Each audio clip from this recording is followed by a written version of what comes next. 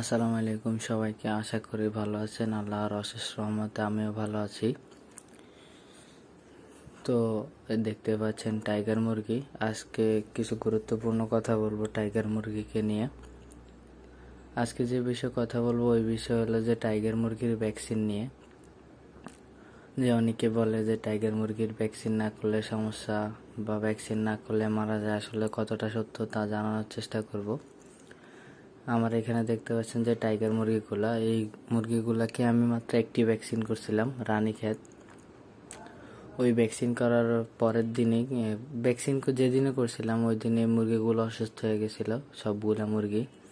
পরে একদিন খাওয়া খায়নি বলতে কি, ওরা একদিনের ওয়েট বাড়ে নাই আর কি। প্রথম 7 দিনের দিন যে রানীক্ষেত ভ্যাকসিন করছিলাম, তো পরবর্তীতে রানীক্ষেত বাকি 2টো গাম্বর ওইগুলো আর করে নেই।